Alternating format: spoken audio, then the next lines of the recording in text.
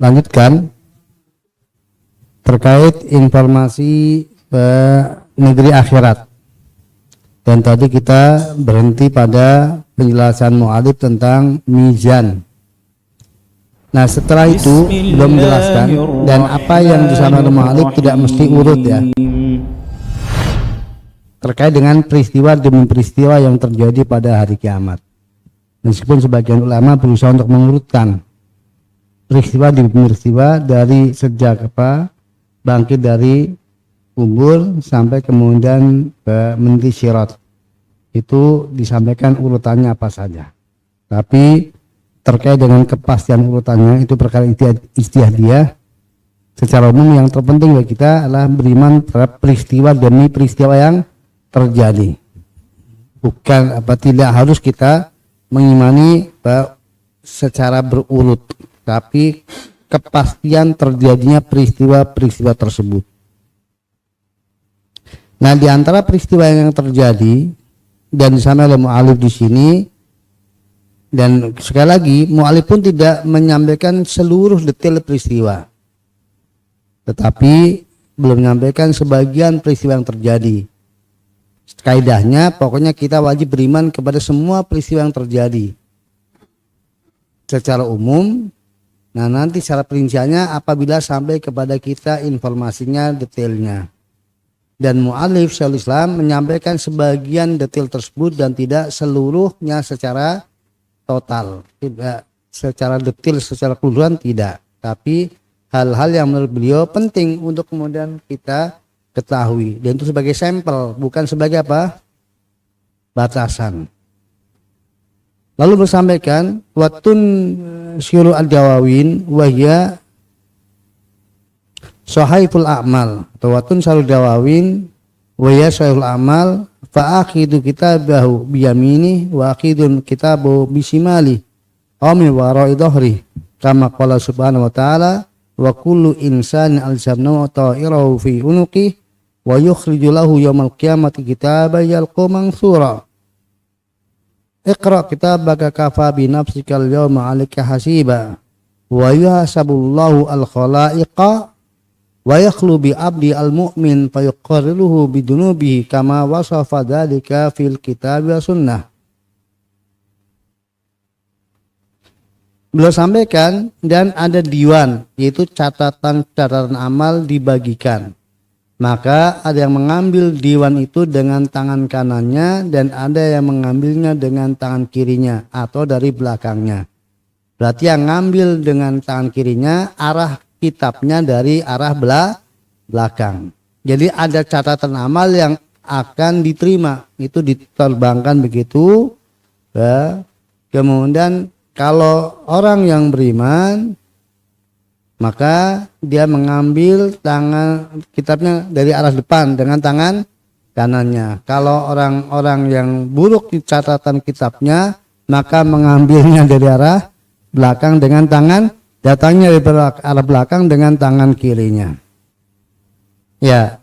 Nah, Allah berfirman, dan setiap manusia telah kami kalungkan cara amal perbuatannya di lehernya.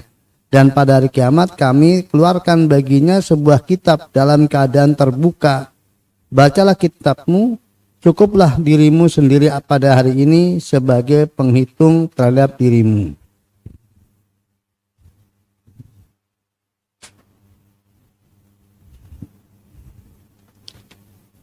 Allah mengisap semua makhluknya dan Allah menyepi dengan hambanya yang mukmin. Artinya hanya berdua saja. Hanya yang beriman, lalu berdua saja dengan Allah Ta'ala. Kemudian Allah menunjukkan dosa-dosanya, lalu ia mengakuinya sebagaimana yang disebutkan dalam Al-Quran dan As-Sunnah. Ya, terkait dengan jadi ini ada art namanya.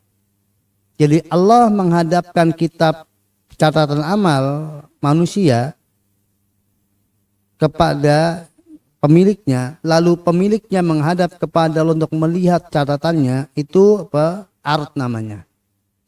Dan kalau hanya sebatas itu, maka itu hisaban yasira. Itu hisab yang ringan. Hanya dengan apa? Dengan diperlihatkan dan diakukan saja.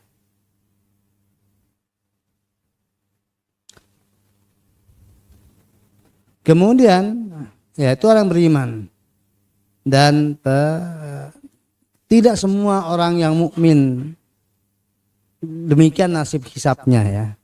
Tidak semua orang mukmin demikian nasib hisabnya. Buktinya ada apa? Ada hadis bitokoh yang itu di hadapan kholaik, yaitu di hadapan apa?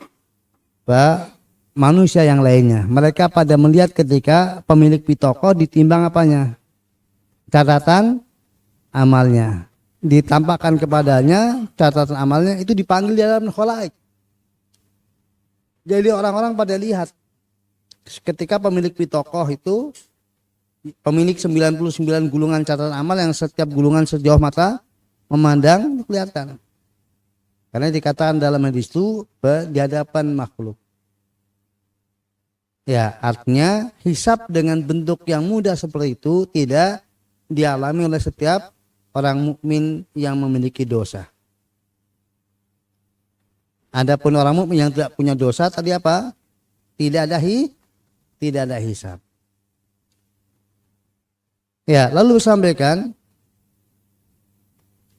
wa amal kufaru fala yuhasabuna muhasabata man tujanu hasanatu wa sayiatuhu. Fa inal hasanat lahum walakin tu'addu a'maluhum fatuhsa wa yuqifuna 'alaiha wa yuqarriruna biha wa tujzauna biha. Adapun orang-orang kafir, mereka tidaklah dihisab sebagaimana dihisabnya orang yang dihitung kebaikan dan kejelekannya. Mengapa? Karena mereka tidak memiliki kebaikan sama sekali. Akan tapi amal mereka dihitung tetap. Lalu mereka mengakui atasnya dan mereka dibalas disiar dengan sebab amalnya tersebut. Ya, ini tadi sudah sampaikan ada khilaf. Yaitu tetap ditimbang, tetapi tentunya amal solehnya nggak ada bobotnya. Sementara amal jahatnya ya, berbobot. Akhirnya jelas pasti apa? Timbangan kejahatannya lebih berat dari timbangan baiknya karena nggak ada nilai, nggak ada bobot dari kebaikannya sama sekali. Ya, ini apa? Jadi kalau hisab mudah itu cuma apa? Diperlihatkan saja, diakukan. Adapun hisab yang berat ketika apa? Ditanya, dipertanyakan satu persatu dari yang tercatat di situ. Kemudian beliau sampaikan wa fi urasatil qiyamah al-haud al-maurud li Muhammad sallallahu alaihi wasallam mau asad bayadun minal laban wa ahalla minal asal aniyatu adadin nujumis sama wa tulu syahrun wa arduhu syahrun man yasrabu minhu syurbatan layat ma ba'da abadan. Dan di pelataran hari kiamat ada haud, yaitu telaga yang diperuntukkan bagi Nabi Muhammad SAW yang didatangi umatnya. Airnya itu lebih putih daripada susu, lebih manis daripada madu, bejananya sebanyak bintang, sebanyak bintang di langit, panjangnya sejauh perjalanan 1 bulan, demikian juga lebarnya. Dan barang siapa yang meminumnya seteguk saja, maka ia tidak akan haus selamanya. Ya, nah bahasan kita sekarang tentang haud. Ya, pertama bahwa haud di hari kiamat tidak hanya untuk Nabi Shallallahu Alaihi Wasallam. Nah, mu'alif di sini menyatakan nanti di urusatul kiamat, di pelataran hari kiamat, di mahsyar itu ada haud yang didatangi milik Muhammad Sallallahu Alaihi Wasallam. Ini bukan penghususan, ya, bukan kemudian pembatasan, karena beliau sedang berbicara tentang apa? Tentang umat ini. Ya, meskipun pada hakikatnya nanti di urusatul kiamat itu ada apa? Ada haud miliknya para nabi. Setiap nabi memiliki haud. Nah, meskipun haud Nabi sallallahu alaihi wasallam adalah yang paling besar dan paling banyak yang minum darinya. Karena umat yang beriman dari umat para nabi yang paling banyak umat siapa? Umat Muhammad sallallahu alaihi wasallam. Nah, sekarang terkait dengan haud. Bicara haud Nabi dari sisi pertama, dari sisi bentuknya. Bentuk haud Nabi itu mudawwar ya, atau kemudian murabba, yaitu persegi. Karena panjangnya sama dengan lebarnya. Sesuatu yang panjang sama dengan lebarnya apa namanya? Jadi permukaannya berbentuk persegi. Nah, jaraknya, lebarnya seberapa? Sejauh perjalanan 1 bulan. Umumnya perjalanan apa waktu itu? Dengan onta. Maka antara Madinah sampai Yaman. Madinah sampai Son'a. Kita lupanya dari Madinah ke Yaman. Kurang lebih segitu. Nabi sebutkan dari satu kota ke kota yang lainnya. Disebutkan nama kotanya. 2 kota disebutkan.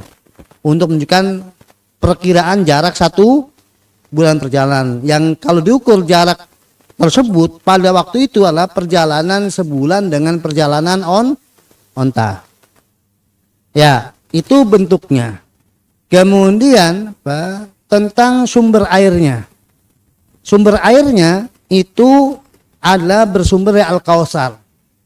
Al-Kautsar adalah sungai di sorga. Maka para ulama sering berdalil dengan firman Allah, inna a'tainakal kautsar, untuk dalil telaga ini. Maksudnya kami telah berikan kepadamu Al-Kautsar. Yang sering diterjemahkan dengan nikmat yang besar, nikmat yang banyak. Tetapi lebih tepat bahwa Al-Kautsar itu nama sebuah sungai yang ada di surga. Nah, sungai itulah yang kemudian airnya sebagai sumber air haud telaga Nabi dialirkan dengan dua pengair, 2 saluran air, satu terbuat dari emas, satu terbuat dari perak. Ya, dari surga dialirkan ke telaga Nabi Shallallahu Alaihi Wasallam. Kemudian sifat dari airnya disampaikan oleh mu'alif di situ, yaitu apa? Lebih putih dari susu, lebih manis dari madu, dan aromanya lebih wangi dari kasturi. Mu'alif nggak sebutkan, tapi disebutkan dalam hadis Nabi Shallallahu Alaihi Wasallam tentang sifat-sifat dari air telaga tadi. Ada hadisnya terkait dengan air telaga, sifat-sifatnya. Kemudian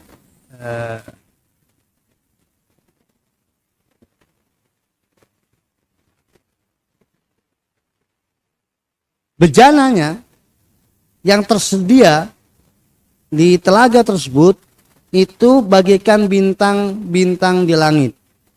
Bagaikan di sini mencakup 2, yaitu jumlahnya, ini yang diterjemahkan di sini, sebanyak bintang-bintang di langit, dan juga bercahaya itu, gemerlapan. Jadi segemerlap atau bintang-bintang di langit. Jadi gemerlapnya bagaikan bintang-bintang langit, jumlahnya pun banyaknya bagaikan banyaknya bintang-bintang di langit. Itu bejananya. Kemudian dampak meminumnya. Maka siapapun yang meminum dari air tersebut, beliau sampaikan, yaitu tidak akan haus untuk selamanya, walaupun meminumnya seteguk saja. Maka dengan peristiwa ini sebagian ulama menetapkan bahwa haud itu peristiwanya sebelum peristiwa syafaat. Ya, sebelum peristiwa syafaat, jadi awal pengadilan itu dimulai dari mereka minum. Sebelum kemudian ada proses yang lainnya. Dari hisab, dari mizan, dan sebagainya. Yaitu setelah mereka mengalami derita dari betapa teriknya matahari. Maka sesuatu yang paling dibutuhkan ketika itu adalah apa? Minum. Nah, mereka yang dapat kenikmatan dapat minum. Ya, baru kemudian peristiwa syafaat. Nah, ya, ini sebagian ulama mengurutkannya begitu.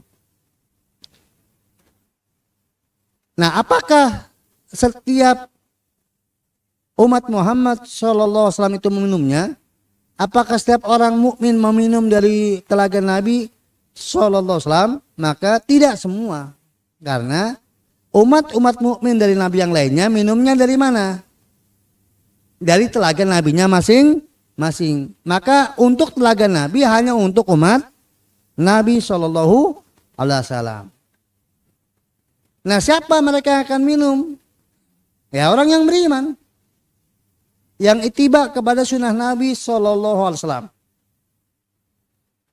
Adapun orang kafir, ahlul bid'ah, ya orang-orang munafikin yang di dunia munafik atau kafir atau ahlul bid'ah dan para pelaku dosa besar yang berdosa atas nama Nabi, ini mereka terancam tidak minum dari telaga Nabi SAW. Dan kalau kemudian kita lihat dohir dari hadis bahwasanya orang yang minum darinya tidak akan haus untuk selamanya, maka para peminumnya lah yang calonnya penghuni surga, dan prosesnya setelah itu lancar, nggak mengalami kesulitan sehingga kehausan.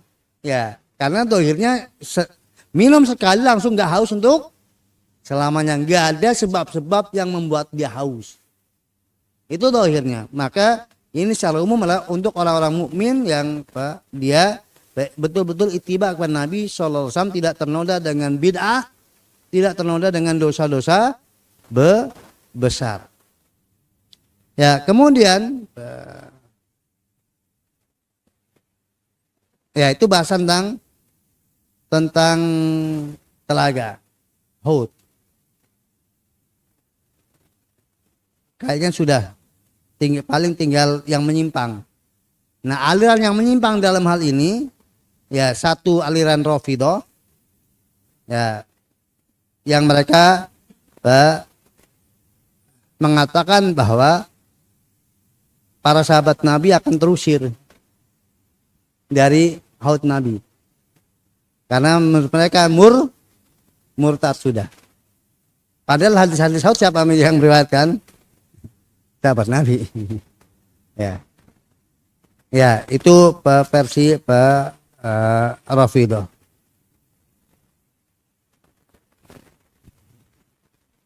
Dan juga ada pihak-pihak yang mengingkarinya dari Khawarij atau Mu'tazilah yang mengingkari keberadaan haud di padang mahsyar.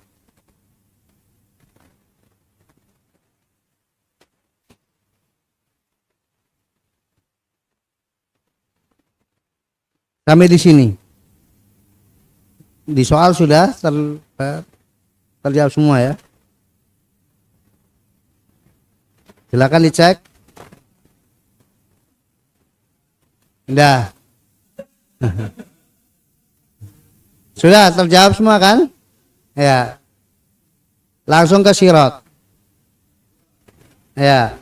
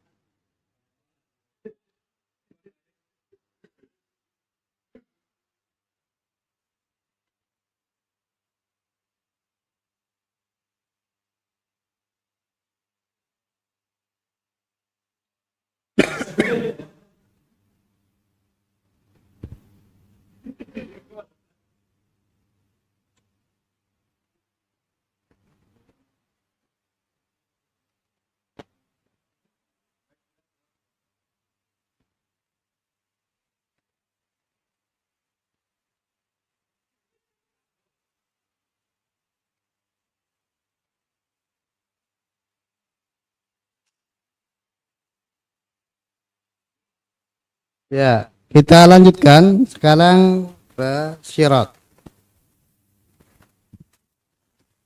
Disampaikan oleh mu'alif Syaikhul Islam rahimahullah, beliau sampaikan wasyirat mansubun alamat ni jahannam wawal jisr alladhi bainal jannah wan nar yamurun nasu ala qadri amalihim wa minhum man yamuru kal faras wa minhum man yamuru kal barq wa minhum man yamuru kal rih wa minhum man yamuru kalamahil basar wa minhum man yamuru karukabil ibil wa minhum man yamuru adwan wa minhum man yamshi masyan wa minhum man yahsyafu zahfan wa minhum man yakhtifu khatafan wa yulqa fi jahannam fa inna al-jisra alikalalib takhtifu an-nasa bi'amalihim faman marra ala syirat dakhalal jannah faida abalu alaihi wuqifu ala qantaratin bainal jannah wan nar fayuqtasu li ba'di min ba'd faida huddibu wa nuqu udin lahum fi dukhulil jannah. Beliau sampaikan rahimahullah, dan ada syirat yang dibentangkan di atas neraka jahanam. Ia adalah jembatan yang ada di antara surga dan neraka. Manusia akan lintas di atasnya tergantung amalannya. Di antara mereka ada yang melintasinya seperti kuda yang berlari cepat, ada yang melintasinya seperti kilat, ada yang melintasinya seperti angin, seperti kejapan mata, ada yang seperti iring-iringan onta, ada yang berlari dengan cepat, ada yang berjalan biasa, ada yang merangkak, ada yang disambar dengan sekali sambaran, dan ada yang dilempar ke neraka jahanam. Sesungguhnya di atas jembatan itu ada kalalib, yaitu pengait-pengait yang tajam yang mengait manusia sesuai dengan amal-amal mereka. Dan barang siapa yang melewati syirat maka ia akan surga.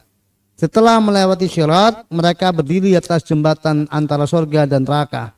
Lalu dikisos, dituntut sebagian mereka atau sebagian yang lain, diselesaikan urusan antara manusia. Apabila urusan mereka telah diselesaikan dan mereka telah dibersihkan dari kedzaliman, barulah mereka diizinkan masuk surga.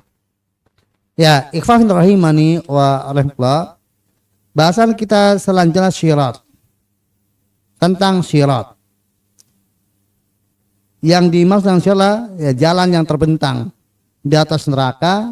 Karena terbentang di atas neraka yaitu merupakan jurang, maka disebut juga jembatan. Ya. Ya. Karena jembatan hakikatnya jalan, tapi di atas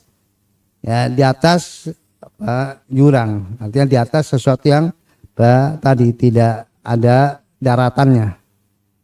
Maka itu syirat. Nah, terkait dengan syirat itu terjadi perbedaan terkait dengan bentuknya. Apakah syirat itu adalah jalan yang lebar, jembatan yang lebar, atau syirat adalah jembatan yang kecil? Nah, perbedaan tersebut itu disebabkan karena satu, dari secara bahasa, dalam bahasa Arab syirat tidak disebut syirat kecuali jalan yang lebar. Ya, secara bahasa. Jadi sebuah jalan tidak pernah dinamakan syirat kecuali dia lebar. Dan ada kriteria sebuah jalan disebut sirat selain lebar. Lebar, lurus, dan cuma satu-satunya jalan itu untuk sampai tujuan. Nggak ada alternatif yang lain. Untuk mencapai tujuan yang dimaksud, ya cuma lewat itu. Dan terang. Jelas gitu. Nggak gelap. Itu sirat. Maka din kita disebut sirat. Memenuhi semua kriteria itu. Jadi itu sirat hisi. Sirat secara indrawi jalan. Yang memiliki kriteria itu. Dan agama kita itu kan sirat maknawi. Jalan secara abstrak. Nah, agama kita disebut sirat karena memenuhi sirat tadi. Memenuhi kriteria. Dia apa? Luas. Maka semua orang dalam waktu yang bersamaan bisa berjalan di jalan agama kita, nggak terbatas, siapapun yang mau langsung bisa dalam waktu yang bersamaan. Kemudian dia jelas gamblang, ya, dan dia tuh lurus dan mencapai kepada yang dimaksud. Ya, itu shiratal mustaqim agama kita. Nah, sebagai ulama demikian juga shiratul akhirah. Ya, di samping tadi salah bahasa ada hadis bahwa syirat itu muzillah, memelesetkan. Nah, saya Muhammad bin Shalih Al-Utsaimin, namanya memelesetkan itu terpeleset itu untuk sesuatu yang lebar itunya. Jadi meleset itu. Kalau ini bukan meleset, terpental kalau kecil. Ya. Tetapi di sana ada hadis. Yang itu bisa lihat hadisnya di halaman berapa? 188. Yaitu balagoni anal jasra adak minasya'rah wa ahadu minasyif. Beliau memberitahukan bahwasanya jembatan itu sirat itu lebih halus daripada rambut dan lebih tajam daripada pedang. Ini menunjukkan apa? Sirat itu kecil. Ya, nah apakah kemudian ini maksudnya adalah dari sisi kesulitan apa? Jadi bagaikan, jadi kedudukan sirat bagaikan apa meniti di apa? Di sesuatu yang sangat tajam dan apa? Sangat tipis. Atau realitanya memang demikian, artinya memang itu bentuknya. Ya. Tadi karena ada perbedaan maka wallahu a'lam bishawab tentang hakikat sirat secara bentuknya. Kemudian siapa yang meniti sirat? Bahwa yang meniti sirat itu hanya orang-orang beriman. Adapun orang kafir tidak akan meniti sirat, demikian juga orang munafikin. Jadi sebelum peristiwa sirat itu ada peristiwa tentang menampakkannya sesembahan. Maka yang dulu di dunia menyembah selain Allah Ta'ala itu mengikuti sesembahannya. Kemana? Ke neraka. Masuk neraka langsung. Menyisakan apa? Orang munafikin dan mukminin. Maka kemudian ketika menuju sirat maka ada gelap. Kemudian diberikan cahaya. Orang mukmin diberi cahaya sesuai dengan kadar amal mereka. Nah, orang munafikin itu pas melihat orang munafikin punya cahaya. Mereka minta ditunggu. Ungdurna naktabis minurikum katanya. Tunggu kami ingin ngambil bagian, dompleng cahaya kalian. Tapi kemudian gelap bagi mereka. Maka mereka nggak bisa meniti sirat, tetapi masuk neraka. Tersisalah siapa? Orang-orang beriman. Nah, cahaya yang mereka miliki sesuai dengan apa? Kadar amal mereka. Maka ada yang kelap-kelip, kadang nyala, kadang mati. Nyala, jalan, mati, berhenti. Maka proses berjalannya mereka di atas sirat berbeda-beda. Seperti yang kita dengarkan tadi. Ada yang secepat, ada yang sekerdipan mata, ada yang secepat angin, secepat kilat, ada yang secepat kuda, ada yang secepat onta lari, kemudian ada yang jalan cepat, ada yang merangkak. Ya, itu proses meniti sirotnya. Dan otomatis semakin lambat perjalanannya, semakin terancam masuk neraka. Maka di antara yang meniti sirot itu ada yang sukses, selamat sirot, tuntas. Dan ada yang tidak tuntas.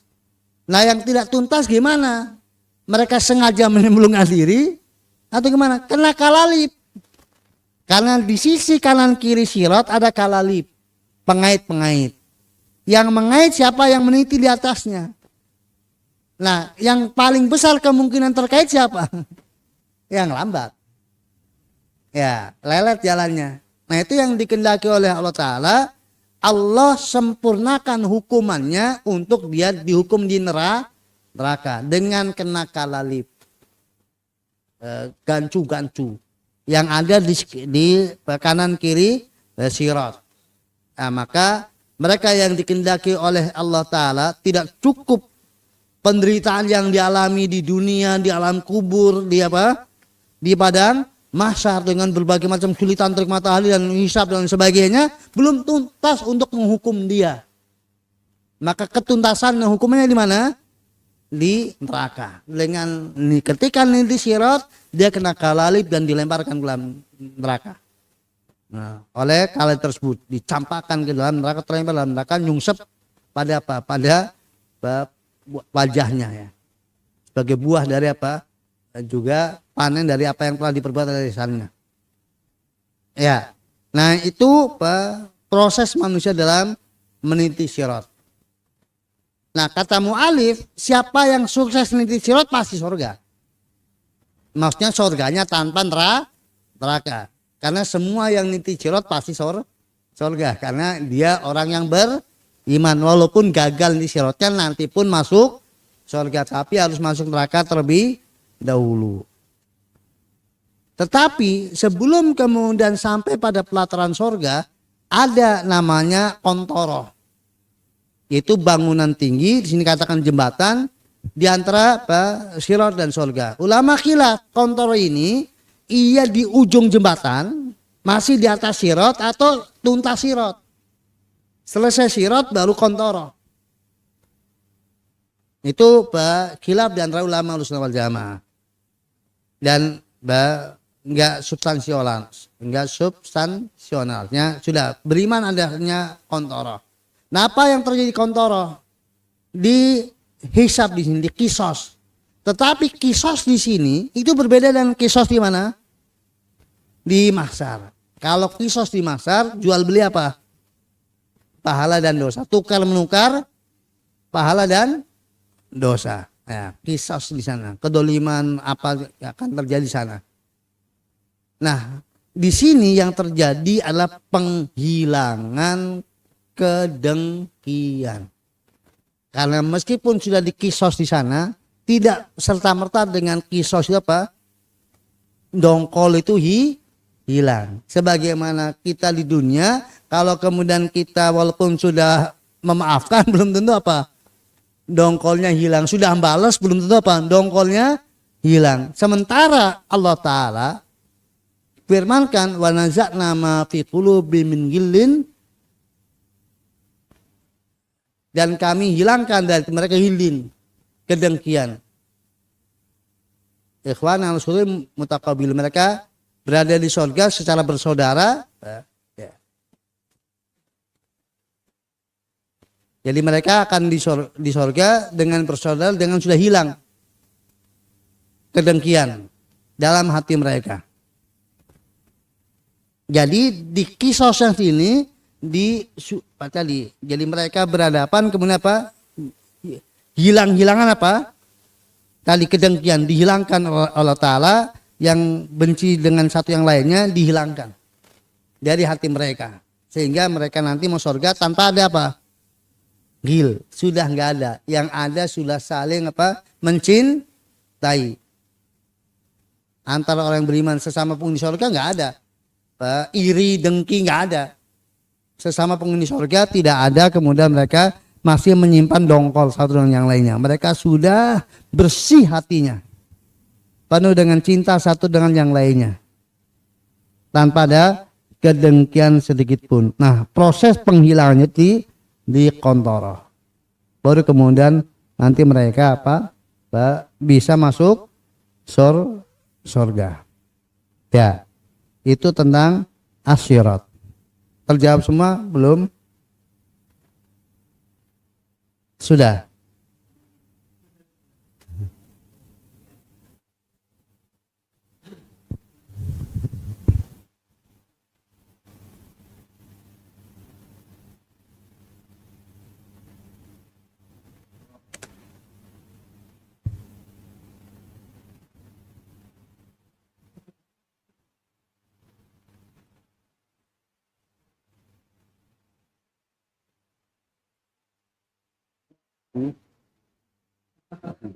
Sekarang ijma.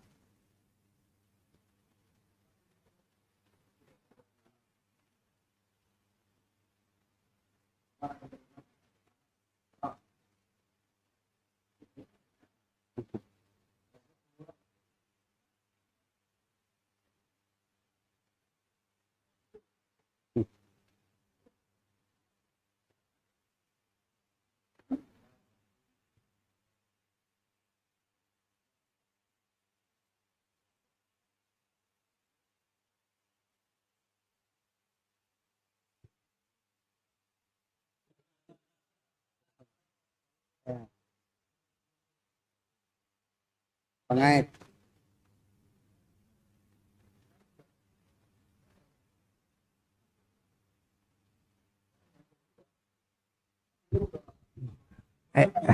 Ya, jadi secara umum ada.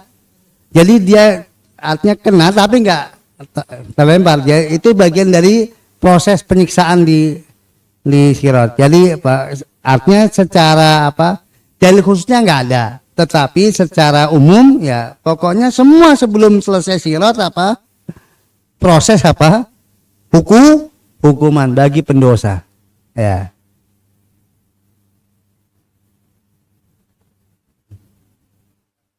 Ya, silakan.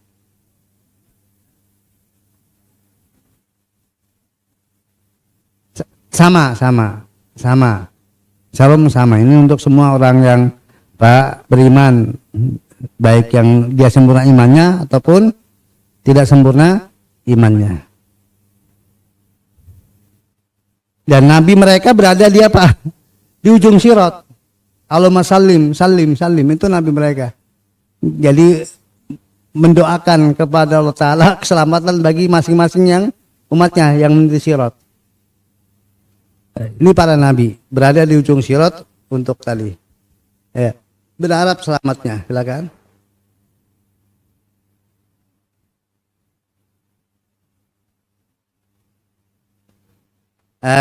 Kalau al-musab, tetapi nggak ada keterangan itu. Ya, tidak ada keterangan karena artinya kan tidak terkait dengan dosa. Bagi yang kemudian menuntun dan sebagainya kan, untuk kemudian yang pembencinya misalnya, itu Allah tidak ada terkait dengan nanti kedudukannya di surga. Tetap kedudukan surga sesuai dengan nilai yang dia miliki. Kalau tidak diangkat oleh pihak yang lainnya, yang jelas tidak ada pihak yang menurunkannya. Jadi di surga itu ada ada peningkatan derajat ada. Tapi nggak ada penurunan derajat sebagaimana dipahami oleh sebagian orang. Ya kan sebagian muslim nanti artinya kok surga ini dia dulu yaudah cari lagi, itu nggak ada. Itu nggak ada. Tapi yang naik surga itu banyak. Ya. Nggak sesuai dengan secara modal dasar dia nggak cukup untuk ke situ. Tapi karena pengaruh yang lainnya, syafaat atau kemudian tadi ngikut suaminya, ngikut jadi naik. Kan secara level istri Nabi nggak selevel dengan Nabi. Tapi secara surga, secara level aman nggak level. Tapi secara surganya sama. Istri Abu Bakar ya secara level nggak sama. Secara surganya sama. Ya, itu maksudnya. Kalau naik ada, kalau turun ada. Ikut yang terbaik. Kalau dia dilevelkan, maka ikut yang terbaik. Ya.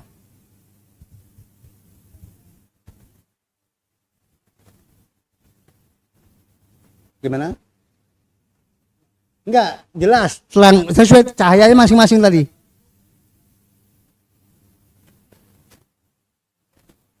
Enggak, kafir kan di neraka, munafik neraka. Enggak lihat. Enggak lihat, ada gelap. Jadi orang kafir enggak lihat sirat, langsung neraka. Orang munafik ya, enggak lihat sirat, lihat. Enggak kelihatan. Lah mukmin yang tadi, orang mukmin yang apa? Yang cahayanya masing-masing. Ada yang jelas gamblang, ada yang kedap kan.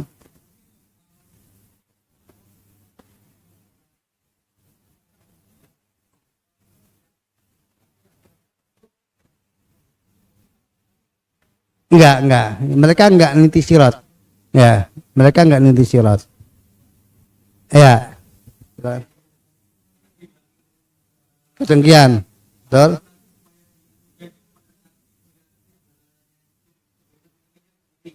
Oh enggak akan lihat surga yang lebih tinggi. Jadi penghuni surga hanya melihat yang di bawah, enggak melihat yang di atas. Karena kalau melihat yang di atas menderita. Maka setiap penghuni surga merasa yang terbaik surganya.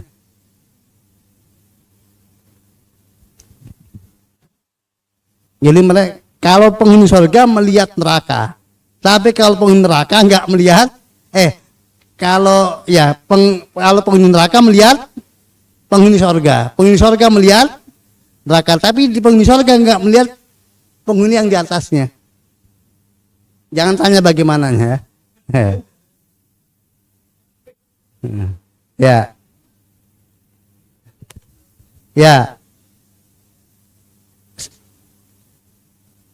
Ya, betul.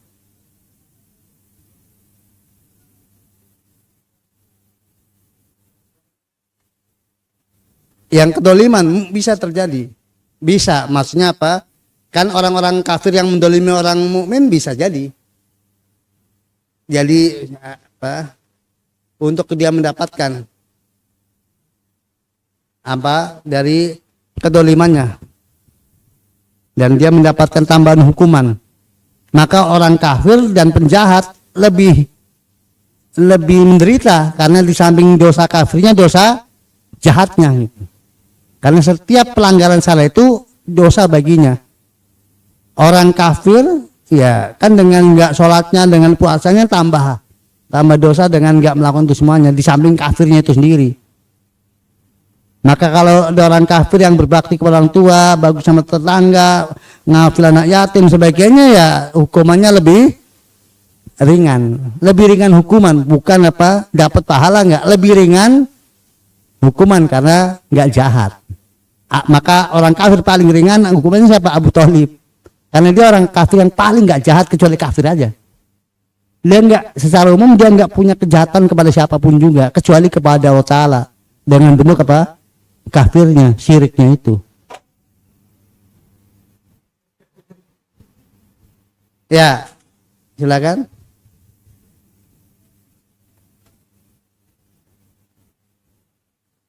Lama banget kalau hitungan tahun dunia, ya. Tapi cepat dalam apa? Hitungan tahun Allah Ta'ala, hitungan Allah Ta'ala.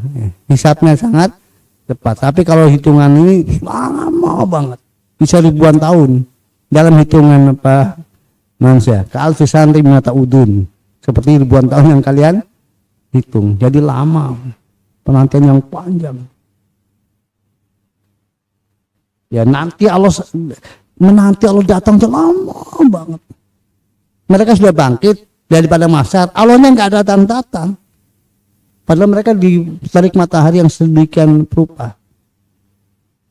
Maka proses pengadilan itu bagi orang mukmin jelas itu merupakan kenikmatan, tapi tidak bagi orang kafir. Mending di padang masyar walaupun lama daripada apa? Di proses akhirnya masuk neraka. Itu lama. Ya. Ada yang lain?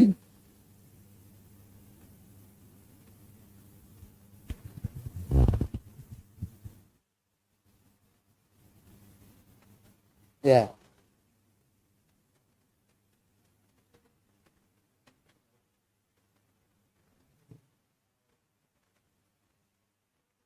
Betul.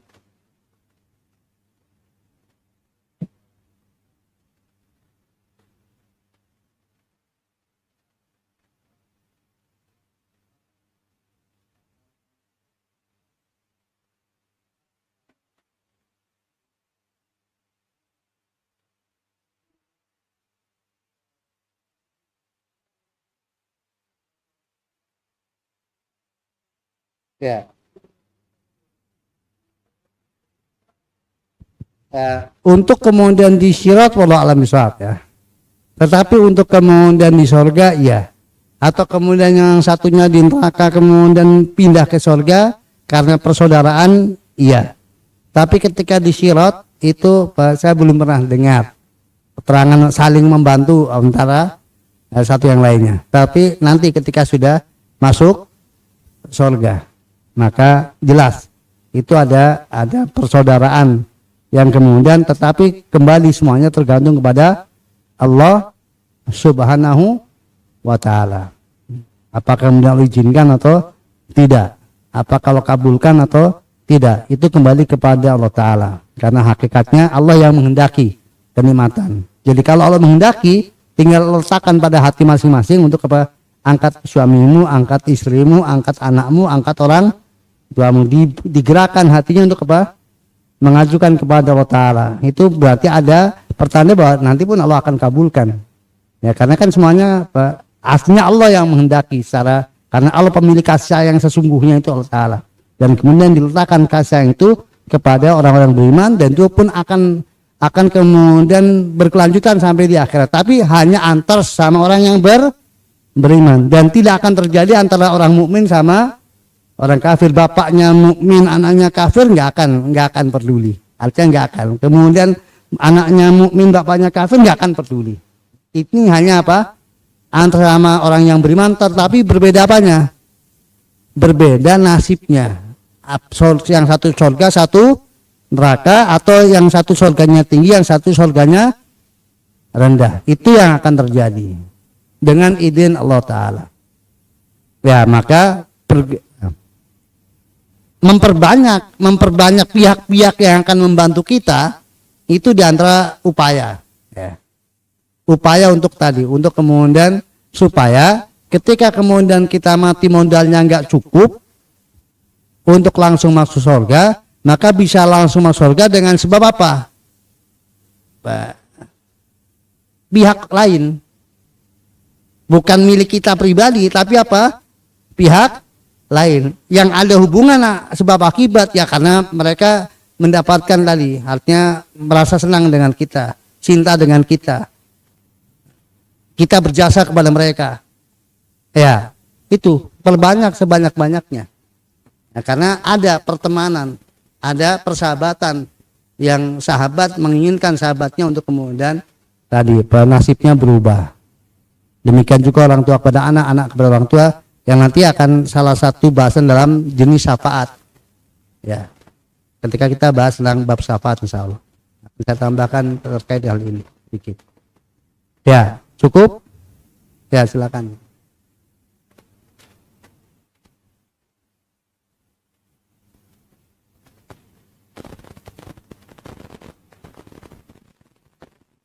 Tadi ketika mereka di surga,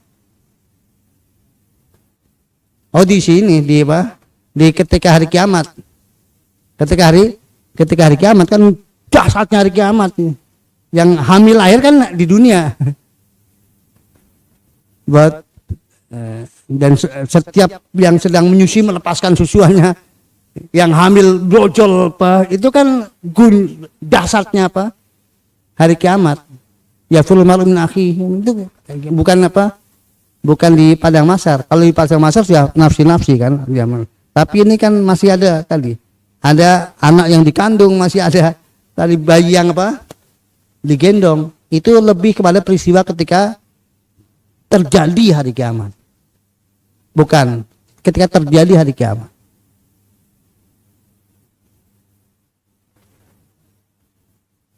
Enggak.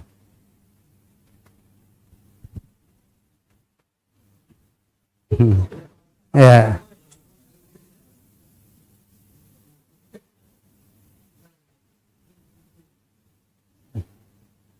Ada yang lain?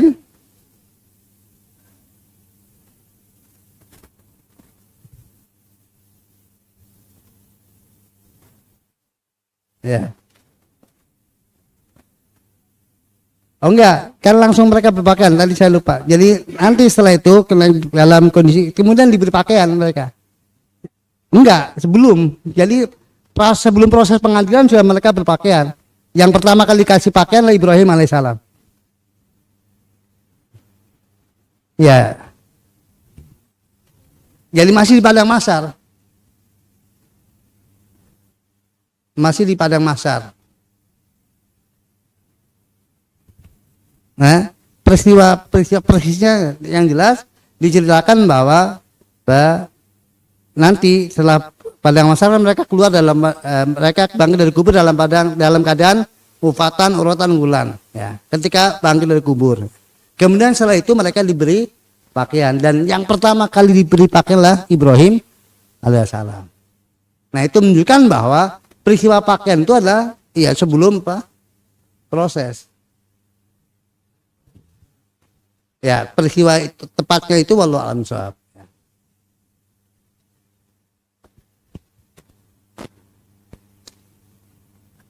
Mungkin nanti bisa di searching ini tentang peristiwa persisnya. Kapan mereka diberi pakaian? Ya, siapa tahu ada keterangan.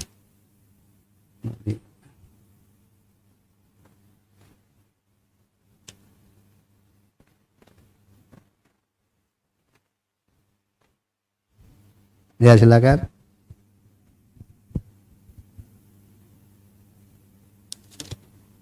Ya. Secara umum enggak, itu kan sibuk dengan ini.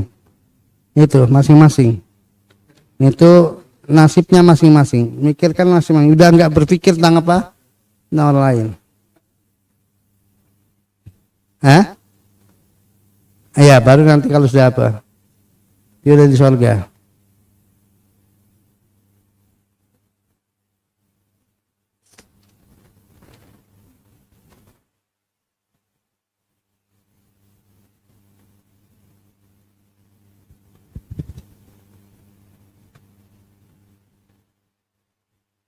Sudah?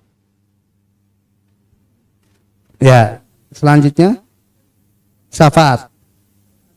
Ya.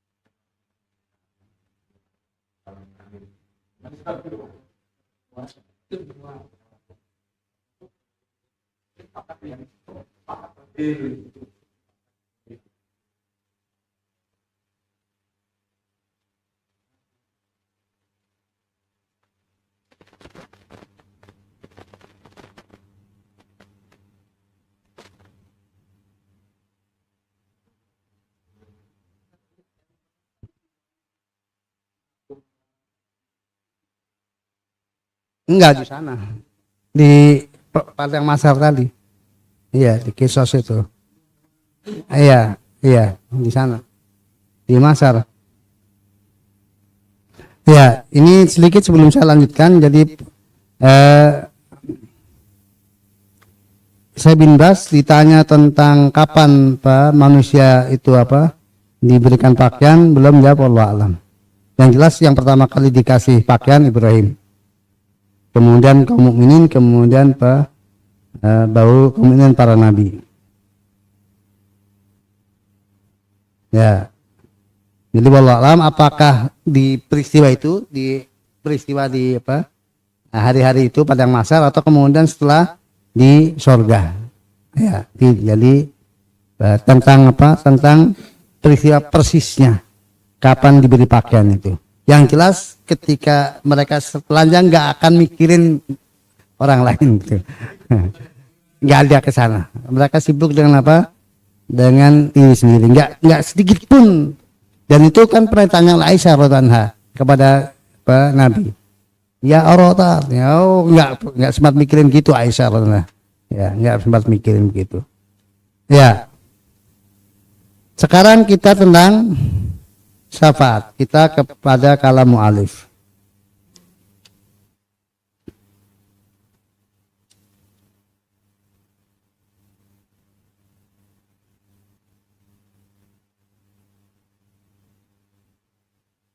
Beliau sampaikan wa awalu man yustaftau babul jannah Muhammad sallallahu alaihi wasallam wa awalu man yadkhul jannah minal ummatuhu.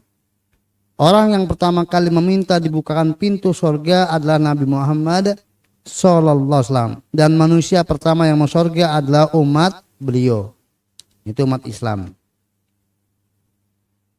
Lalu disampaikan walau sallallahu alaihi wasallam fil qiyamah salasu syafaat, amma syafaatul ula fayasma'u fi ahlil mauqif hatta yaqdi bainahum hatta yuqda bainahum ba'da ayatarajal al-amja Adam wa Nuh wa Ibrahim wa Musa wa Isa ibni Maryam wasyafa'atu minas syafa'ah hatta tantahiya ilaihi wa ma syafa'atu saniyah fa yasfa'u fi ahlil jannah ayadkhulul jannah wa hatani syafa'atan qasatan lahu wa amma syafa'ah saniyah fa yasfa'u fi man istaqan nar alayadkhulaha wa fi man dakhala ayakhul jaminha wa disawa lahu wa lisail nabiyyin wasilikina wa ghairihim fa yasfa'u fi man istahaqan nar alayadkhulaha wa yasfa'u fi man dakhala ayakhruja minha wa yukhrijullahu minan nar aqwaman min ghairi syafaatin bal bi fadlihi wa rahmatihi wa yabqa fil jannah fadlun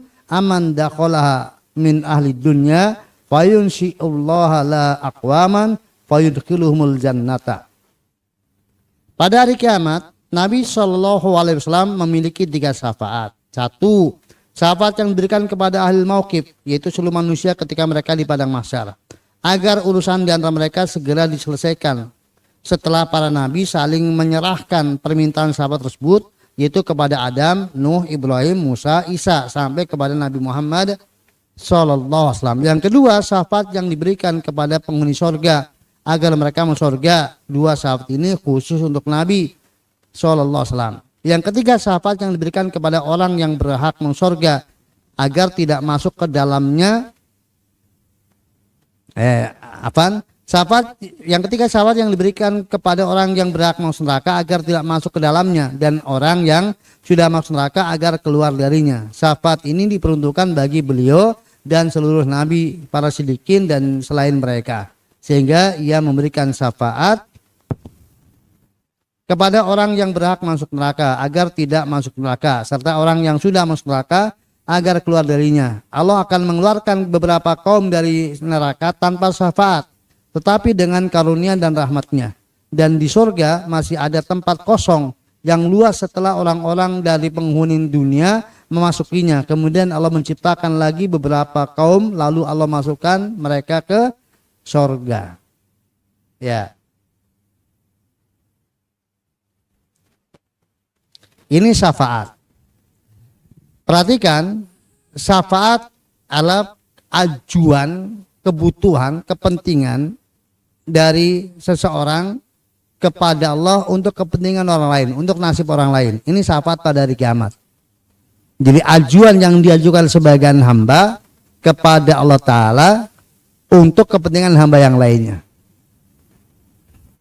Nah, syafaat pada hari kiamat itu terbagi menjadi 2. Syafaat yang khusus.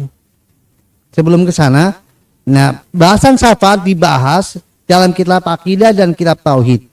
Dibahas dalam kitab akidah ini kepentingannya untuk menunjukkan perbedaan antara paham Ahlussunnah dengan paham Ahlul Bid'ah dalam memandang tentang syafaat. Dibahas dalam bab tauhid itu sebagai pembeda antara paham tauhid dengan paham syirik.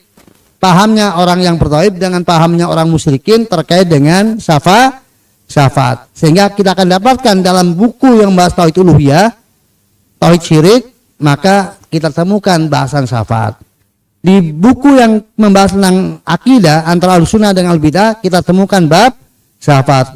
Itu 2 kepentingan yang berbeda, walaupun ada irisannya. Dan biasanya ketika sudah dibahas, ya akhirnya dibahas semuanya. Nah, karena kepentingan ini adalah di dalam kitab akidah, kepentingannya adalah membedakan antara apa? Ahlussunnah dan Ahlul Bid'ah, maka perlu diketahui bahwa syafaat itu terbagi menjadi 2. Yang hanya Nabi yang mengajukan, dan juga yang kedua yang diajukan oleh Nabi SAW dan juga Nabi yang lainnya dan para malaikat serta orang-orang beriman yang terpilih. Nah, yang khusus Nabi akan mengajukan itu tadi telah kita dengarkan bersama dari mu'alif ada 2, walaupun sebenarnya 3 ya. Ini belum sebutkan tadi 2, padahal sesungguhnya 3, karena bilangan tidak membatasi. Ya. Nah, 2 yang belum sebutkan, satu adalah syafaat Nabi untuk ahlul mauqif, yaitu untuk penghuni padang mahsyar ketika mereka sangat butuh untuk Allah segera datang mengadili mereka. Mereka sudah nggak tahan, udah lama banget ini di Masar, Allah nggak kunjung datang. Padahal nasib mereka sedemikian menderita. Ya khususnya mereka yang mana? Yang tadi, yang dengan teriknya matahari. Dan harta pun yang mendapat naungan pun mereka apa? Ya ingin segera masuk surga. Kalau pengadilan beres kan mereka masuk surga. Artinya mereka betul-betul khususnya yang dalam penderitaan itu mereka butuh. Maka mereka datang kepada Adam, lalu nggak sanggup, kepada disarankan kepada Nuh nggak sanggup, sarankan kepada Ibrahim nggak sanggup, saran kepada Musa nggak sanggup, sarankan kepada Isa nggak sanggup, kemudian disarankan kepada Nabi Muhammad Sallallahu Alaihi Wasallam. Maka beliaulah yang kemudian menyanggupi. Ya. Nah, ketika belum menyanggupi lalu belum menghadap kepada Allah Ta'ala, tapi nggak meminta, belum hanya sujud dan memuji-muji Allah Ta'ala. Setelah itu Allah berfirman kepadanya, wahai Muhammad, angkat kepalamu, bicaralah kamu akan didengar, mintalah kamu akan dikabulkan permohonanmu, dan ajukan syafaat niscaya kamu akan dikabulkan permohonan syafaatnya. Maka baru Nabi mengajukan untuk siapa? Supaya Allah datang mengadili mereka. Maka datang lalu mengadili mereka. Itu syafaat yang pertama untuk al-mauqif. Yang kedua adalah untuk dibukakannya pintu surga. Maka pintu surga enggak dibuka sampai kemudian Nabi mengajukan untuk dibuka pintu surga. Maka Nabi menjadi syafaat bagi semuanya. Karena dengan sebab Nabi meminta kepada penghuni surga, penjaga surga untuk dibuka pintu surga atas izin Allah Ta'ala, kemudian dibuka, maka jadilah umat yang lainnya bisa masuk surga. Maka yang pertama surga adalah dari kalangan, kemudian setelah para nabi adalah dari kalangan umat, adalah umat Muhammad Sallallahu Alaihi Wasallam. Maka umat Muhammad adalah umat yang terakhir, tapi masuk surganya yang pertama. Ini bagi yang masuk surga. Ada pun yang masih di neraka ya nunggu nanti. Ya, mereka masih neraka. Ya, nah itu syafaat yang kedua. Nah yang tidak perlu sebutkan yang ketiga, itu syafaat untuk pamannya Abu Thalib. Inilah satu-satunya orang kafir yang dapat syafaat dari Rasul, dan hanya Rasulullah yang mengajukan dan dikabulkan untuk pamannya Abu Thalib, dan bukan untuk keluar dari neraka tapi keringanan adab. Maka orang yang paling ringan adabnya dari orang kafir adalah Abu Thalib, di mana terompahnya atau kakinya, telapak kakinya berada di dalam permukaan neraka, tapi otaknya mendidih karena apa? Panasnya api neraka. Itu Abu Thalib. Adab yang teringan bagi orang kafir sudah ada jatahnya untuk Abu Thalib.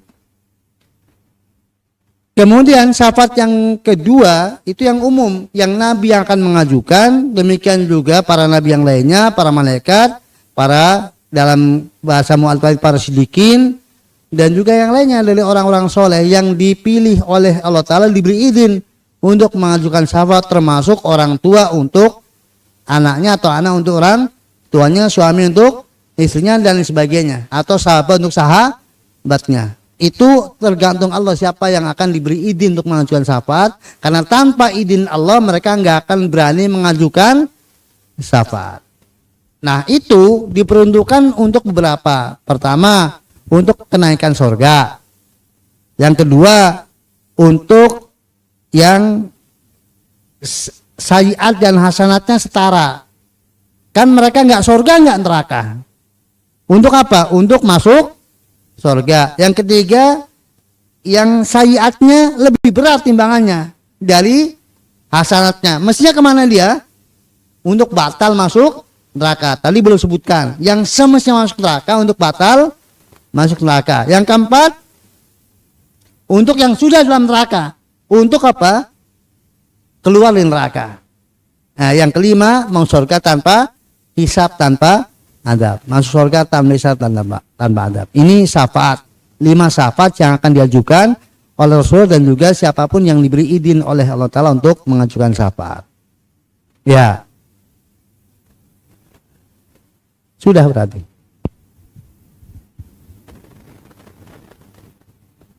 Terjawab semuanya soalnya?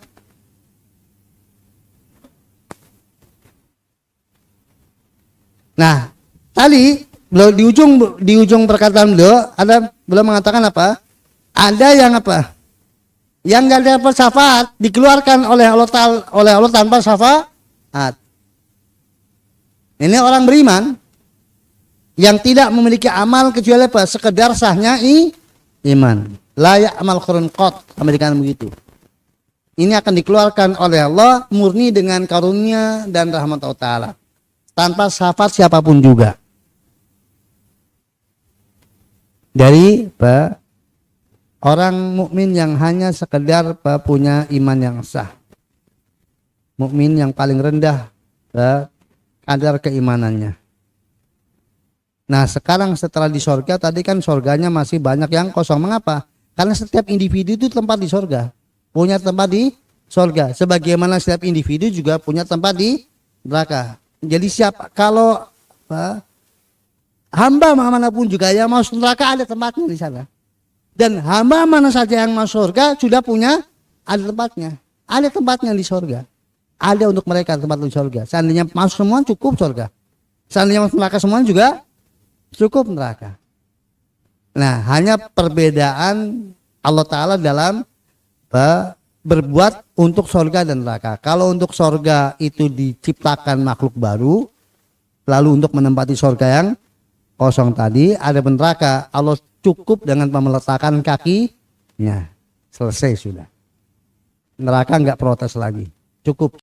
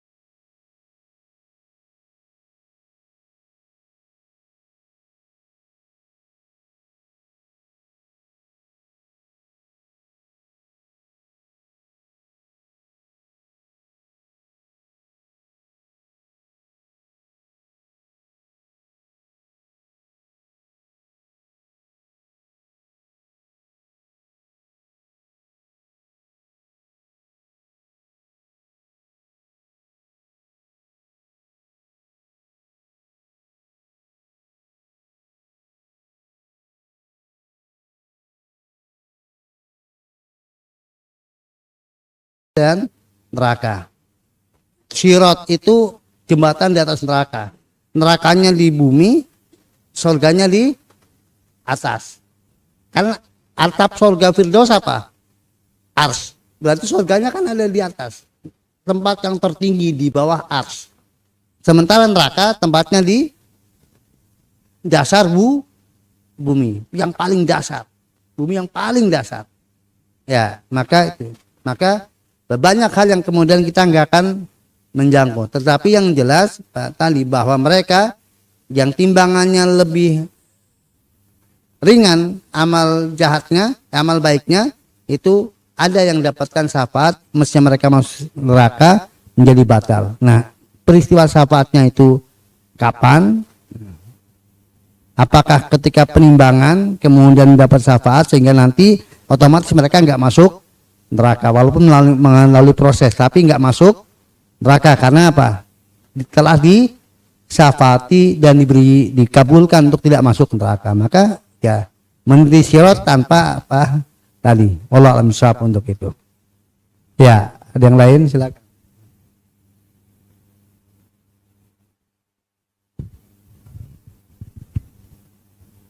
Ya. Ya, itu pahala baca Al-Quran. Ya, jadi pahala puasa juga pahala puasanya, pahala baca Al-Qurannya, bukan Al-Qurannya. Di dalam arti kalamullahnya.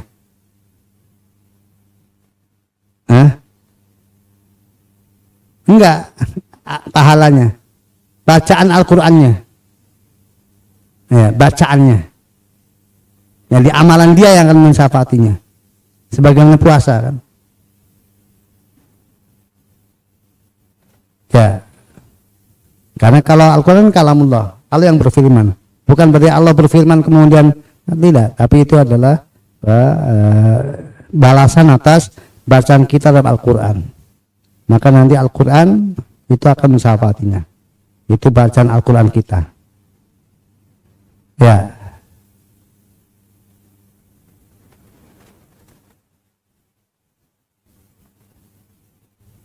Banyak. Ya, termasuk amalan tadi. Ya. Ya, ya. Ya, ya termasuk dalamnya.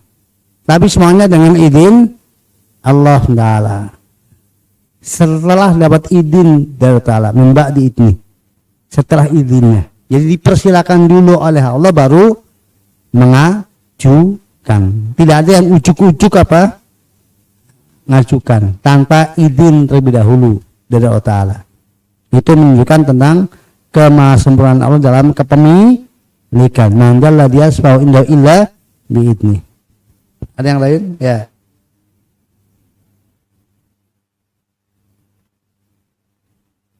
Ya, ya. Baik, barakallahu fiik. Nah, jadi terkait dengan tadi kan bahasan akidah, syafaat kaitannya al-sunnah al-bidah. Nah, di mana sih al-bidah di sini? Al-bidah tidak mengakui adanya syafaat bagi pelaku dosa besar. Khususnya siapa? Kaum Khawarij, Mu'tazilah. Enggak ada itu syafaat bagi pelaku dosa besar. Enggak ada syafaat bagi penghuni neraka. Karena semua penghuni neraka abadi. Enggak ada syafaat. Tetapi untuk syafaat pindah surga, syafaat untuk ahli masar, surga tanpa hisab itu diakui. Syafaat Nabi untuk penghuni surga agar masuk itu diakui. Tapi yang mereka ingkari syafaat yang kaitannya dengan pelaku dosa besar itu enggak ada. Siapapun yang timbangan kejahatannya lebih jelek otomatis dia kafir, orang kafir dan dia neraka abadi. Enggak ada syafaat bagi mereka. Nah, itu perbedaannya antara Ahlussunnah dan Ahlul Bidah dalam hal ini Khawarij dan Mu'tazilah. Ya. Kemudian dalam masalah tauhid dan syirik kan bagi orang musyrikin syafaat tanpa izin Allah Ta'ala. Jadi seakan-akan dalam kaum musyrikin itu bahwa syafaat dimiliki mutlak oleh calon pemberi syafaat, semaunya yang mau memberi syafaat. Maka orang musyrik bergantung kepada siapa? Kepada yang diyakini akan memberi syafaat. Dan kemudian meminta kepada siapa? Yang diyakini akan memberi syafaat. Ada ketergantungan hati kepada calon memberi syafaat dan ada permohonan yang diajukan kepada calon memberi syafaat. Padahal syafaat itu milik Allah semuanya dan tidak ada seorang pun yang akan mengajukan syafaat tanpa izin Allah. Dan syafaat hanya diberikan kepada orang yang diridhoi oleh Allah. Dan Allah tidak ridho kecuali kepada orang yang bertauhid. Sementara orang yang bergantung kepada selain Allah musyrik. Orang yang meminta kepada selain Allah dari yang gaib atau yang maha itu orang musyrik. Maka dengan upaya mereka itu malah justru apa? Mereka akan terharamkan dari syafaat. Itu beda pandangan antara muwahhid dengan musyrikin. Ya. Dalam masalah syafaat. Wallahu a'lam bishawab. Ya, silakan.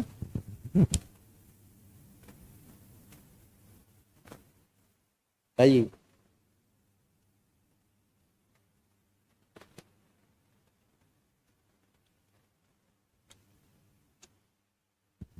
Ya, selama bahwasanya bid'ah bukan mukafirah, bid'ah mufasiqah, itu ada peluang. Ya, ada peluang. Jadi karena dia mukmin, tapi pendosa, fasik dengan dosa besarnya, yaitu bid'ahnya.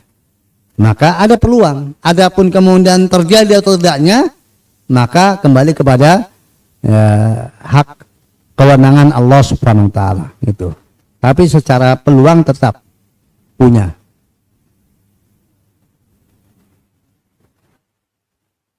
Ya, izin untuk mengajukan dan pengabulan ya.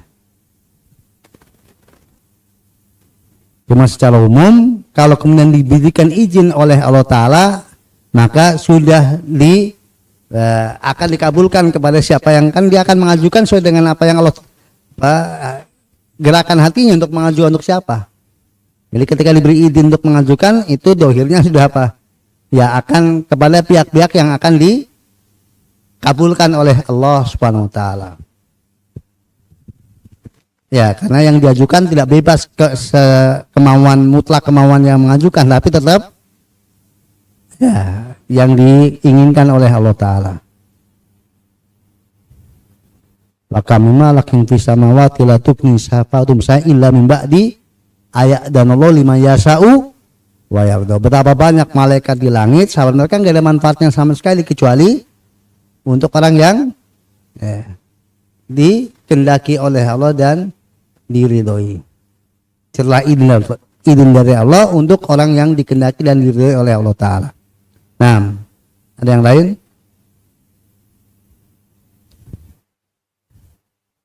Ya, soal ada dibahas. Cukup? Ya.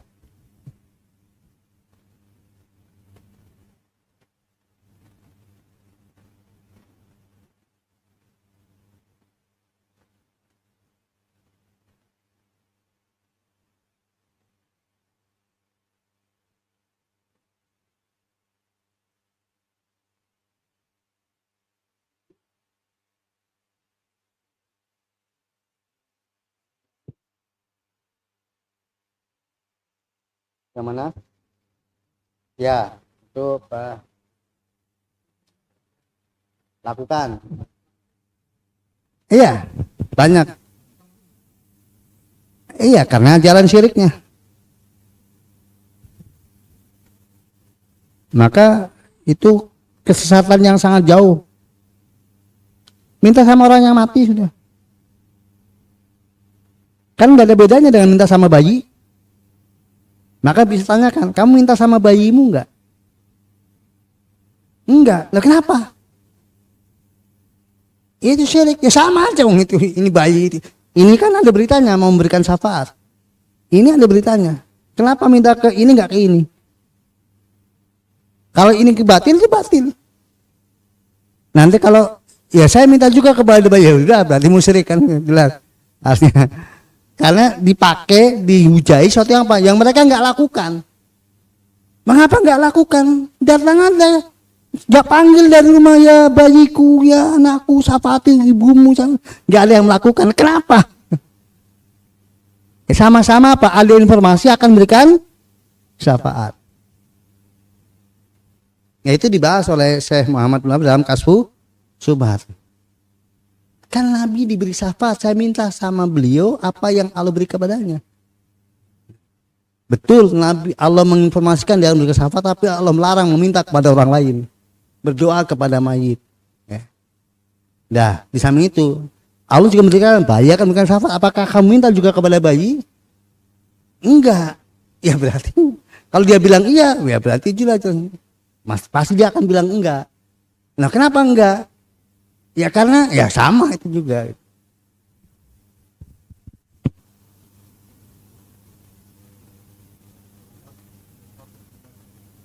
Kalau dalam rangka untuk mendapat syafaat masih ganda. Dalam rangka mengharapkan syafaat mereka, artinya Allah supaya mengizinkan Nabi untuk syafaati kita, atau supaya Nabi dengar lalu mensyafati. Tinggal keyakinannya. Kalau keyakinannya dengan selawat Nabi kemudian tergerak mensyafaatinya karena suka tadi mendengar dari syafat kita, berharap Nabi, berarti hubungannya antara dia dengan Nabi itu syirik. Tapi kalau kemudian itu berharap Allah menyukainya, meridhoinya dengan amalia sholawat, sehingga kemudian besok Allah mengizinkan Nabinya untuk kemudian mensyafati kita, itu hubungannya dengan Allah. Tahu itu hubungannya dengan Allah. Kalau syirik hubungannya dengan sesama makhluk. Itu bedanya. Ya, silakan.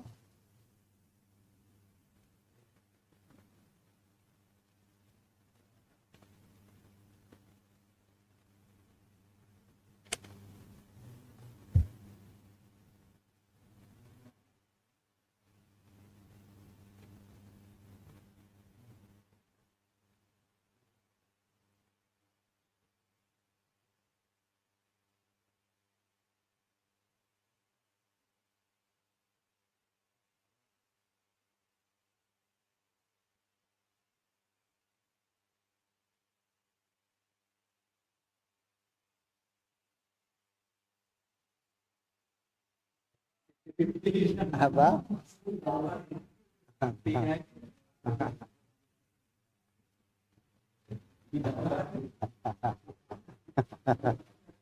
Hah? Apa bukan pastinya? Ya. Karena tadi kan ada yang tidak. Tadi kan dikatakan saya mau Syaikhul Islam, ada yang nggak ada bersapa siapapun. Saya sudah jelaskan siapa mereka. Ya, yang tadi, yang nggak punya amal. Itu sebatas sah imannya. Ya.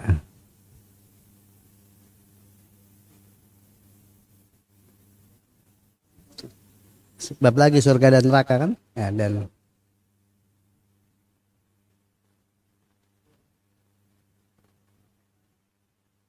ya, silakan. Kenapa? Hah? Apanya? Oh, itu apa? Apa namanya?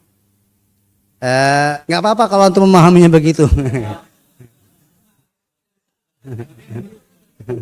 Eh, Tapi nanti otomatis akan apa? Berarti orang kafir dapat syafaat nggak? Dapat. Maksudnya hari kita syafatul uzma gitu. Nah, itu jadi kalam batil akhirnya. Jadi tadi. Ya. Maka jadi jawaban bisa dibenarkan setelah penjelasan. Setelah menyampaikan udurnya.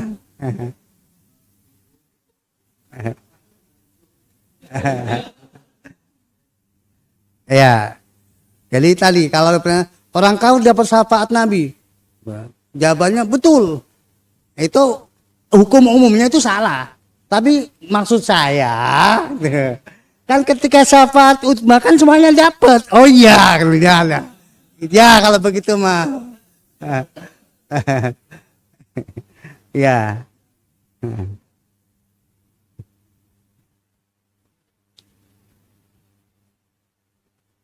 ya. Kemudian, kenapa? Soal soal dulu silakan.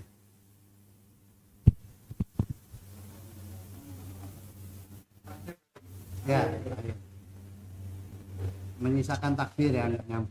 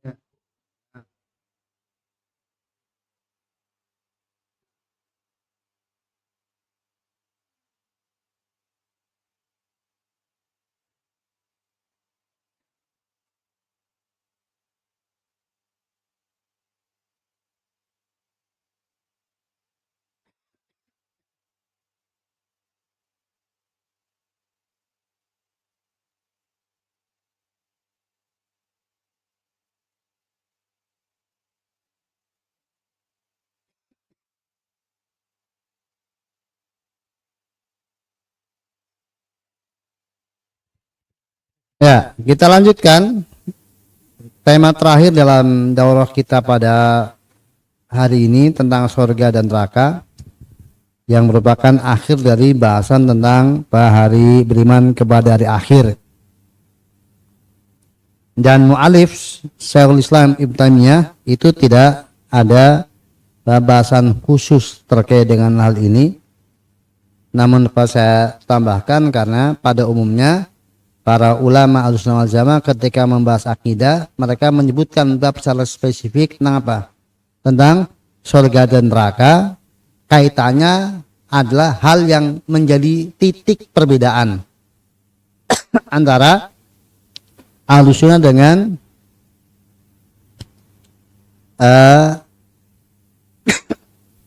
Ahlul Bid'ah. Namun sebelum kebahasan tersebut, saya tuntaskan dulu perkataan mu'alif sebagai ujung perkataan beliau dalam bab al-iman bil akhir. Beliau sampaikan wasnafu ma tadamanatu ad-darul akhirah minal hisab was sawab wal iqab wal jannah wan nar wa tafasilu dzalika madhkura fil kutub al munazzalah minas sama wa fil asar minal ilmi al mawrus al amya wa fil ilmi al mawrus an Muhammad sallallahu alaihi wasallam min dzalika ma yakfi wa yasfi wa man ibtagha wajadahu. Adapun rangkaian peristiwa yang terjadi di akhirat mulai dari hisab, azab, surga, neraka dan rincian hal tersebut tercantum dalam kitab-kitab yang diturunkan dari langit seperti Zabur, Taurat, Injil dan Al-Qur'an ini dari penerjemah rinciannya, dan disebutkan pula dari asar-asar berupa ilmu yang diwariskan oleh Nabi Muhammad, para nabi, dan ilmu yang diwariskan dari Nabi Muhammad SAW yang cukup dan memadai. Dan barang siapa yang mencarinya maka ia akan dapatkannya. Jadi mu'alif untuk rincian detailnya lengkap silakan Anda cari di mana, di kitab-kitab yang ada, baik Al-Quran, hadis maupun kitab karya para ulama yang menjelaskan tentang hal itu. Nah, terkait dengan surga dan neraka secara spesifik, maka kita tahu bahwa surga lah tempat bagi orang-orang yang beriman lagi bertakwa, kenikmatan, tempat kenikmatan bagi orang-orang beriman lagi bertakwa. Kemudian neraka lah tempat penderitaan, siksaan bagi orang-orang kafir dan ahli maksiat.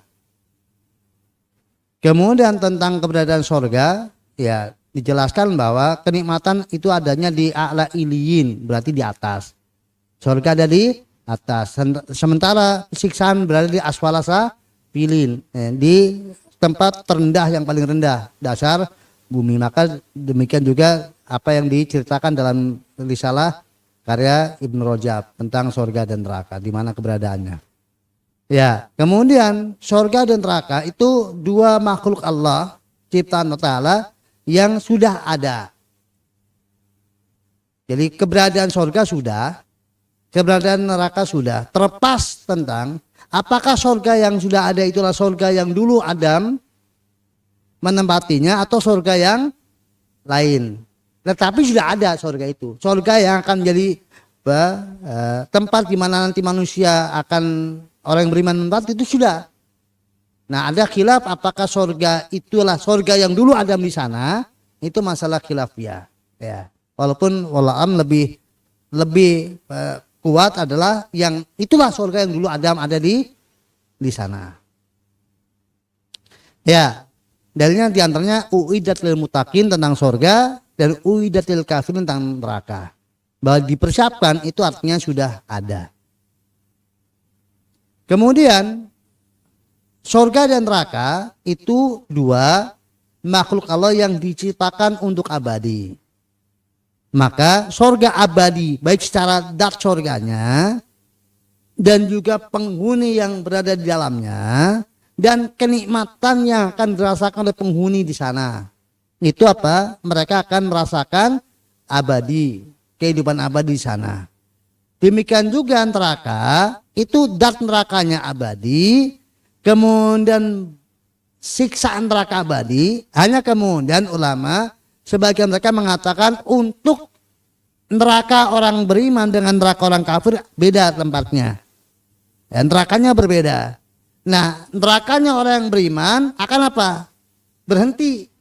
Setelah apa? Penghuninya pindah ke surga. Yang akan abadi nerakanya siapa? Orang kafir. Maka orang kafirnya abadi, siksaan yang mereka rasakan abadi, derita yang mereka rasakan abadi. Ya. Dan gak ada kematian bagi mereka. Ya, di samping kemudian ayat-ayat yang menjelaskan kholidina abada, ya, menunjukkan keabadian surga maupun neraka, juga kisah tentang penyembelihan maut. Ya, bahwa maut itu nanti diwujudkan dalam bentuk domba kemudian disembelih. Nah, kalau mati sudah mati, maka nggak ada kematian lagi. Maka disampaikan kepada penghuni surga, khulud bila maut, abadi tanpa ada kematian. Demikian juga kepada penghuni neraka, khulud bila maut, abadi nggak ada kematian lagi. Dan itulah penyesalan yang paling mendalam. Ketika mereka sadar bahwa mereka akan tersiksa untuk selamanya. Ya. Walaupun ada sebagian dari ulama Ahlussunnah yang ini dianggap sebagai zala, kekeliruan, yang mengatakan bahwa neraka akan berhenti. Jadi ada endingnya untuk neraka, tidak untuk surga. Karena rahmat Allah lebih dominan daripada murkanya. Ya, itu kembalinya kepada keimanan kepada sifat-sifat Allah Ta'ala. Dan diantara yang berpendapat demikian yang dinisbatkan kepada Syekhul Islam Ibnu Taimiyah tentang berhentinya neraka dari sisi siksanya. Abadinya neraka abadi, tapi apa? Siksanya akan berhenti. Tapi ini tidak dinisbatkan sebagai apa? Sebagai pendapat Ahlussunnah wal Jamaah. Pokoknya Ahlussunnah wal Jamaah pendapatnya mutlak titik, bahwa neraka dan surga abadi, baik nikmatnya maupun siksanya. Ya, nah itu tentang surga dan neraka. Detailnya tentang makanannya, apa saja siksanya yang di sana, bentuk rinciannya, maka silakan diperluas pembahasannya atau untuk bacanya di kitab khusus tentang surga dan neraka. Mungkin diantaranya kitab tulisan Sulaiman Al-Asqar, hafizahullah, itu tentang hari kiamat lengkap, ada bahasan tentang surga, ada tentang neraka yang lebih detail. Adapun Syekhul Islam enggak membahas secara detail, hanya menyinggung saja. Dan para ulama yang mencantumkan dalam bidang akidah ya, secara khusus kayak gini yang berumpamatan, itu lebih kepada tentang neraka dan surga sudah ada, sudah diciptakan, kemudian kedua-duanya makhluk yang diciptakan untuk abadi. Dua titik itu yang letak perbedaan ya antara kan kalau Mu'tazilah ya mubadir kalau surga udah diciptakan, nanti orangnya beruan, itu logika mereka ya. Kemudian nggak abadi kan hanya Allah Ta'ala, semua makhluk akan binasa, keabadian hanya milik kalau begitu nanti sama dengan Allah Ta'ala. Beda, sebab surga dan neraka abadinya karena diabadikan. Kalau Allah abadi dengan sendirinya, tanpa ada yang berbuat mewujudkan supaya abadi, enggak. Kalau surga dan neraka abadi karena diabadikan. Allah menghendaki untuk abadi, maka terserah Allah Ta'ala. Dan itu pasti ada hikmahnya yang kembali kepada kesempurnaan Allah Ta'ala. Ya, sampai di sini. Ada pertanyaan silakan.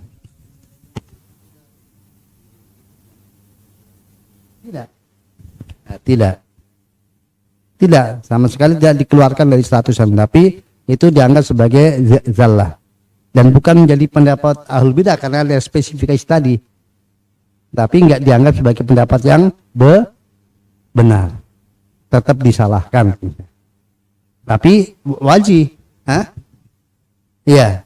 Dan itu wajib, artinya punya sisi nador yang apa? Yang bukan apa? Kalau orang bilang bukan kaleng-kaleng gitu ya. Karena kembalinya kepada ma'rifatullah. Tentang kesempurnaan sifat Allah Ta'ala. Enggak. Ya secara umum ya tadi binasa itu, sirna, surga neraka, enggak ada abadi itu ya. Tapi secara spesifik itu bahasa Islam. Ya.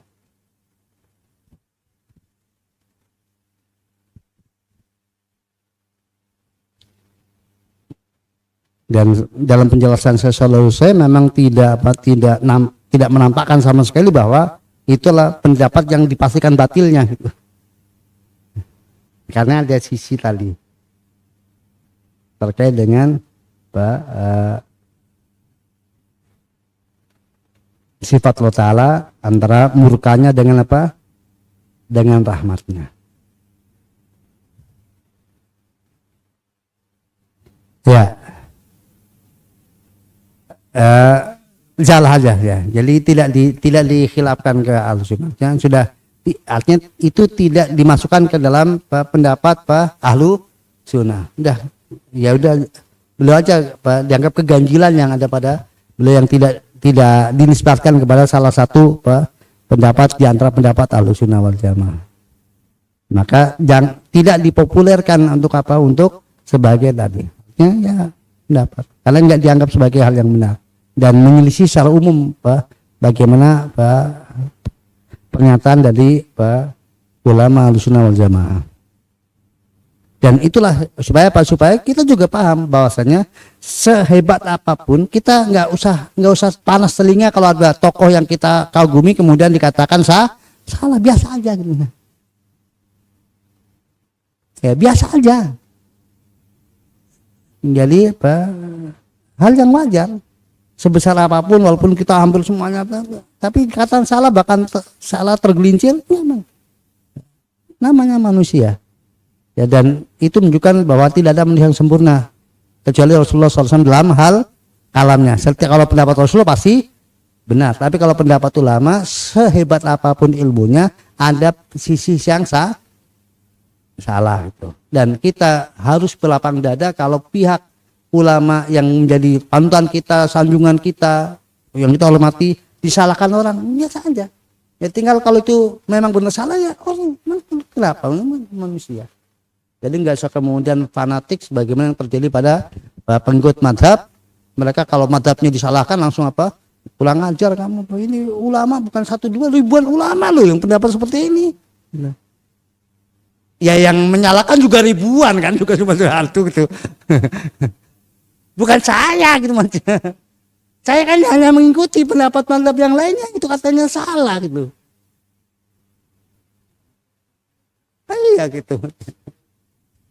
Ya biasakan ternyata jangan gulu kepada pribadi tertentu atau kelompok tertentu kecuali ijma salaful ummah. Kalau itu jelas karena layakun ilal haq.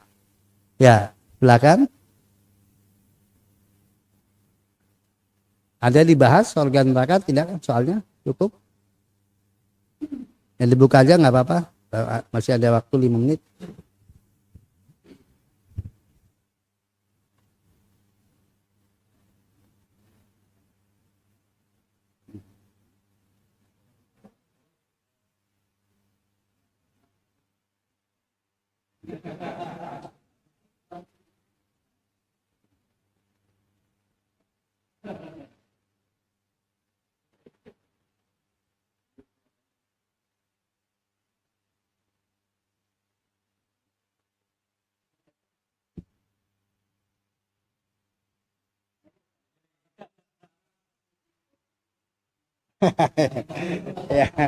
Ya, apa yang menyebabkan salahnya?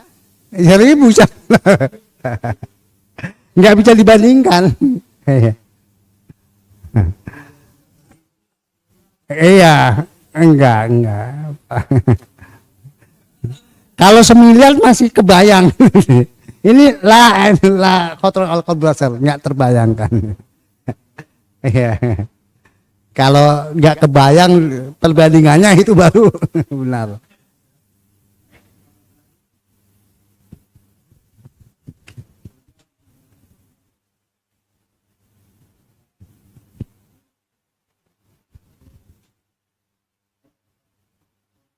Ya.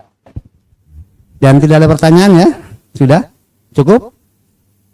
Ya. Tinggal kesepakatan waktu kalau mau dilanjutkan. Ini.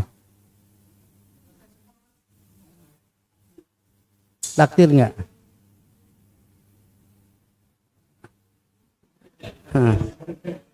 Belum ya memang mungkin. Iya. Kayaknya memang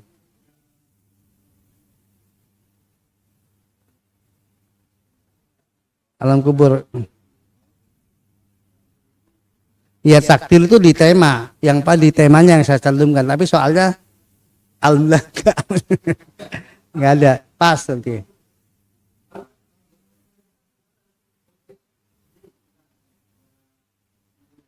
Iya nggak ada, saya kan cek nggak ada. Takdir nggak ada. Ya, saya nggak ngirim soal takdir. Ya.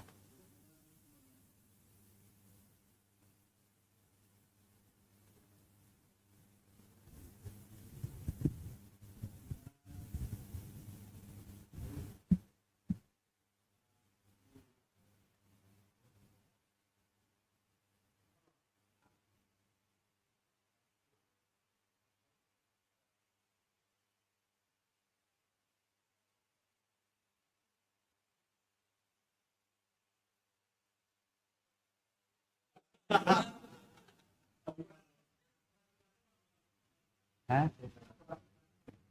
Ya.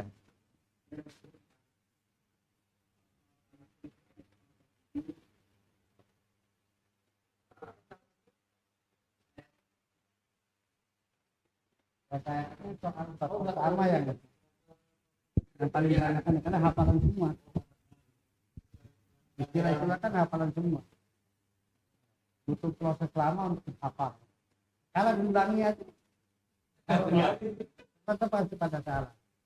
Kalau istilahnya, karena itu hafalan. Jadi aslinya itu nilainya bagus, kecuali hafalan.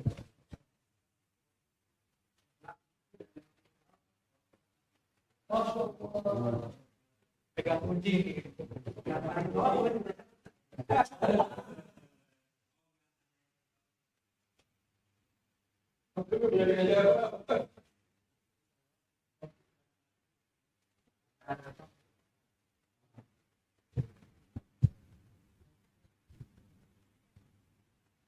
Ya mudah-mudahan satu pertemuan ini bisa diselesaikan.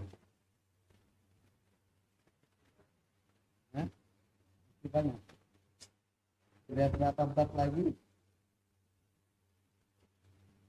Yang bab yang ke takdir.